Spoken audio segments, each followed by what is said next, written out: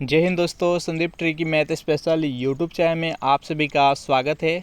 Bihar police constable जिसमें total post है 21,391। ये वीडियो आप लोग के लिए बेहद ही इम्पोर्टेंट है। इस वीडियो में हम जानेंगे कि गर्दनी बाग में जब आप फिजिकल देने जाइएगा तो डॉक्यूमेंट्स वेरिफिकेशन के लिए वहाँ पर कौन कौन सा डॉक्यूमेंट्स लगेगा। जितने भी डॉक्यूमेंट्स हम बताएंगे उसमें से अगर आप एक भी डॉक्यूमेंट्स मिस कर दीजिएगा तो आपको वहाँ से रिजेक्ट कर दिया जाएगा। तो ध्यान से इस वीडियो को अंत तक देखिएगा, क्योंकि मैं भली भांति इसके बारे में जानते हैं, क्योंकि गर्दनी बाग में हम फिजिकल ऑलरेडी दे चुके हैं बिहार पुलिस कांस्टेबल का, और वहाँ से क्वालिफाई करके और मेरिट लिस्ट में भी नाम आया था, और वर्तमान समय में बिहार पुलिस कांस्टेबल में जॉब भी कर रहे हैं। तो एक एक डॉक्यूमेंट्स के बारे में बताएंगे कि कौन कौन सा डॉक्यूमेंट्स लगेगा। तो इस वीडियो को अंत तक देखिएगा। तो चलिए वीडियो स्टार्ट करते हैं। और जो डॉक्यूमेंट्स हम बताएंगे वो ऑफिशियल जो नोटिस होता है डॉक्यूमेंट्स वाला, उसके माध्यम से हम जानेंगे। तो ये है ऑफिशियल नोटिस। यहाँ पर पहला पॉइंट दिया गया है कि वैध फ़ोटो युक्त पहचान पत्र। वैध फ़ोटो युक्त पहचान पत्र होना चाहिए, जिसमें कि आधार कार्ड हो सकता है, वोटर आईडी कार्ड हो सकता है, ड्राइविंग लाइसेंस हो सकता है। लेकिन आप मेनली यहाँ पर आधार कार्ड लेकर जाइएगा। मस्ट इम्पोर्टेंट होता है आधार कार्ड। तो यहाँ पर आप फ़ोटो युक्त पहचान पत्र के जगह पर आप आधार कार्ड लेकर जाइएगा। सेकेंड यहाँ पर है कि जैसे कि बिहार पुलिस कांस्टेबल का जो फॉर्म अप्लाई होता है वह इंटर के समक्ष लिया जाता है, इंटरमीडिएट पर भरा जाता है। तो आप इंटरमीडिएट का कौन कौन सा डॉक्यूमेंट्स लेकर जाइएगा। तो देखिए, इंटरमीडिएट का जो मार्कशीट होता है वह मार्कशीट लेकर जाना है, और उसके साथ जो 3 साल कंप्लीट होने के बाद से इसका ओरिजिनल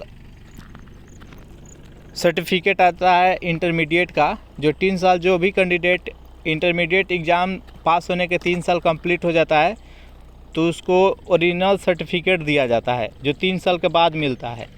तो 3 साल के बाद जो मिलता है उसको सर्टिफिकेट को लेकर जाना है। जिन कैंडिडेट का 3 साल इंटरमीडिएट को हो गया है वह ओरिजिनल सर्टिफिकेट उनको हर हाल में लेकर जाना है। जिन कैंडिडेट का 3 साल अभी कंप्लीट नहीं हुआ है तो वह नहीं भी लेकर जा सकते हैं, उनके पास नहीं रहेगा तो नहीं ले जाएंगे। और जिनका कंप्लीट हो गया है तो उनको ले जाना अनिवार्य रहता है। तो हो गया, इंटर का मार्कशीट हो गया, इंटर का ओरिजिनल सर्टिफिकेट हो गया जो 3 साल कंप्लीट होता है। नेक्स्ट यहाँ पर देखते हैं, जन्म तिथि को साबित करने के लिए, जन्म तिथि का प्रमाण पत्र के लिए आपको मैट्रिक का मार्कशीट ले जाना है। मैट्रिक का मार्कशीट हो गया, और जो मैट्रिक 3 साल कंप्लीट हो जाता है तो ओरिजिनल सर्टिफिकेट मिलता है, वो ओरिजिनल सर्टिफिकेट यानी मूल डॉक्यूमेंट्स लेकर जाना है। ओरिजिनल डॉक्यूमेंट्स जो रहता है 3 साल कंप्लीट के बाद से मिलता है, वह ओरिजिनल सर्टिफिकेट लेकर जाना है। तो मैट्रिक का मार्कशीट हो गया और मूल प्रमाण पत्र हो गया मैट्रिक का।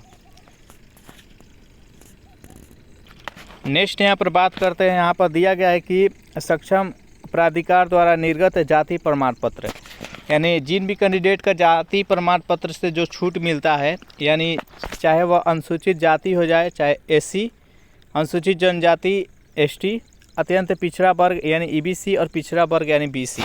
तो जो भी कैंडिडेट एससी, एसटी, ईबीसी और बीसी कैटेगरी के कैंडिडेट है उनको जाति प्रमाण पत्र लेकर जाना है। ध्यान से देखिएगा, जो भी एसटी, एससी, ईबीसी और बीसी कैटेगरी के कैंडिडेट है उनको जाति प्रमाण पत्र लेकर जाना है। और जो भी लड़की है, विवाहित हो या अविवाहित हो, लड़की की बात करते हैं, जो भी लड़की है विवाहित हो या अविवाहित हो तो उनको जाति प्रमाण पत्र लेकर जाना है, लेकिन पिता के आधार पर ले जाना है।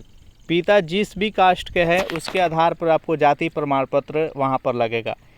पिता जो कास्ट का है उसका जाति प्रमाण पत्र पिता के आधार पर मान्यता प्राप्त है, उसी को मान्य दिया जाएगा। उनका जहाँ पर भी जो विवाहित है, उनका जहाँ पर भी ससुराल है, वहाँ को जो भी कास्ट है वहाँ का मान्यता नहीं मिलेगा, उनका पिता जो कास्ट है उसी का मान्यता मिलेगा। तो यहाँ पर देख सकते हैं जाति प्रमाण पत्र विवाहित और अविवाहित के लिए क्या लग रहा है, आप समझ गए होंगे। नेक्स्ट यहाँ पर लगता है एनसीएल सर्टिफिकेट। क्रीमी लेयर, देखिए 2 कैटेगरी में आता है कैंडिडेट, एक क्रीमी लेयर में आता है, एक नॉन क्रीमी लेयर में आता है। तो जिन भी कैंडिडेट जो बीसी और ईबीसी के कैंडिडेट हैं और नॉन क्रीमी लेयर में आते हैं, नॉन क्रीमी लेयर के अंतर यानी जिसका सालाना इनकम 8 लाख से कम हो, वह नॉन क्रीमी लेयर के अंतर्गत आता है। तो जो भी कैंडिडेट नॉन क्रीमी लेयर के अंतर्गत आते हैं तो वह यहाँ पर जो बीसी कैटेगरी है और ईबीसी कैटेगरी है तो उनको नॉन क्रीमी लेयर सर्टिफिकेट लगाना है। नॉन क्रीमी लेयर सर्टिफिकेट उनको बनवा लेना है। Non creamy layer certificate NCL कैसे बनता है, तो आप जाति, आय, निवास, ये तीनों जब सर्टिफिकेट बनवा लीजिएगा तो आपका यहाँ पर नॉन क्रीमी लेयर उससे बन जाएगा। और नॉन क्रीमी लेयर जो हम पिछला जो बताए थे जाति प्रमाण पत्र, वह अनुमंडल लेवल का होना चाहिए। पहले प्रखंड लेवल पर बनता है और दूसरा अनुमंडल लेवल पर बनता है। तो आप प्रखंड लेवल पर बना के उसके बाद अनुमंडल लेवल पर भी बनवा लीजिएगा। तो यहाँ पर आप देख सकते हैं ये जाति प्रमाण पत्र जो लगेगा वो अनुमंडल लेवल का लगेगा। वैसा ही एनसीएल सर्टिफिकेट है जो कि ये भी अनुमंडल लेवल पर आप बनवा लीजिएगा, जो नॉन क्रीमी लेयर के अंतर्गत आते हैं। और जो लड़की है वह नॉन क्रीमी लेयर एनसीएल बनवाएगी, वह विवाहित और विवाहित अपने पिता के आधार पर ही बनवाएगी। यहाँ पर पिता के आधार पर निर्गत जो होगा वही मान्य रहने वाला है। चलिए नेक्स्ट यहाँ पर कौन सा है, तो देखिए जो भी कैंडिडेट बिहार के होते हैं उन्हीं को जिस भी कैटेगरी के है वहाँ से उनको आरक्षण मिलता है। अदर स्टेट का आप किसी भी कैटेगरी को आपको जनरल में रखा जाता है। तो उसके लिए क्या होगा, आपको निवास होना चाहिए, बिहार का निवास होना चाहिए। तो इसके लिए आपको बिहार के निवास के लिए आपको निवास प्रमाण पत्र होने की ज़रूरत है। यहाँ पर आरक्षण लेने के लिए आपको बिहार का निवासी होनी चाहिए। तो इसके लिए निवास प्रमाण पत्र, आवासीय प्रमाण पत्र की ज़रूरत पड़ती है। तो ये भी अनुमंडल लेवल के जो बनता है वो आपको बनवा लेना है। पहले प्रखंड लेवल से बनवाइएगा, उसके बाद अनुमंडल लेवल का ये सर्टिफिकेट आपको बनवा लेना। ये सभी को लगेगा, चाहे वो जो भी कास्ट के है, चाहे जनरल है, ईबीसी है, बीसी है, एसटी है, एससी है, जो भी कैटेगरी का कैंडिडेट है सबको निवास प्रमाण पत्र बनवाना है। नेक्स्ट यहाँ पर बात करते हैं हम गृह रक्षक। गृह रक्षक का 50% आरक्षण होता है। जितना भी सीट है इसमें 50% जो सीट है वो गृह रक्षक यानी होम गार्ड का सीट है। तो जो भी कैंडिडेट होम गार्ड से है तो उनको होम गार्ड का सर्टिफिकेट होना चाहिए। यहाँ पर दिया गया है होम गार्ड का सर्टिफिकेट होना चाहिए जो भी कैंडिडेट होम गार्ड के है। नेक्स्ट यहाँ पर है गोरखा। बहुत सारे कैंडिडेट होंगे जो कि गोरखा होंगे, तो गोरखा होने के लिए उसका गोरखा का प्रमाण पत्र आपको देना होगा। तो इसके लिए गोरखा यहाँ पर संबंधित प्रमाण पत्र आपको देना होगा। नेक्स्ट यहाँ पर बात करते हैं, एक स्वतंत्रता सेनानी होता है। स्वतंत्रता सेनानी जो पोता पोती नाती नातिन जो आते हैं उनका अलग से सीट रहता है, उनके लिए अलग से आरक्षण मिलता है। तो जो भी स्वतंत्रता सेनानी होंगे उनके लिए स्वतंत्रता सेनानी का वहाँ पर प्रमाण पत्र देना होगा। उसके बाद नेक्स्ट यहाँ पर बिहार राज्य के आर्थिक रूप से कमज़ोर वर्ग के, जो भी जनरल के लिए ईडब्ल्यूएस से कैटेगरी बनाया गया है, तो जो भी इससे बिलोंग करते हैं तो उनको ईडब्ल्यूएस से सर्टिफिकेट लगाना होगा। तो ईडब्ल्यूएस सर्टिफिकेट बनवा लेंगे जो भी ईडब्ल्यूएस कैटेगरी के अंतर्गत आते हैं। वो अभी प्रखंड और अनुमंडल दोनों लेवल का बनवा लेंगे। अनुमंडल लेवल का ही सर्टिफिकेट वहाँ पर लगेगा। तो इतना सर्टिफिकेट, जितना ये सर्टिफिकेट बताए हैं इतना सर्टिफिकेट लगेगा। और इसके साथ में प्लस में आपको 6 फ़ोटो लेकर जाना है। प्लस में 6 फ़ोटो आपको लेकर जाना है। जो फॉर्म भरते समय जो फ़ोटो आप लगाए होंगे वहीं 6 फ़ोटो लेकर जाना है। तो इतना हो गया। अब देखिए जितना भी सर्टिफिकेट हम बताए हैं, चाहे आधार कार्ड हो गया, मैट्रिक इंटर का मूल प्रमाण पत्र और मार्कशीट हो गया, जाति, आय, निवास, नॉन क्रीमी लेयर, ईडब्ल्यूएस का सर्टिफिकेट हो गया, जितना भी हम सर्टिफिकेट बताएं सभी का आप दो दो प्रति आपको छाया प्रति ले लेना है। उसका जीरोक्स करा लेना है 2 कॉपी।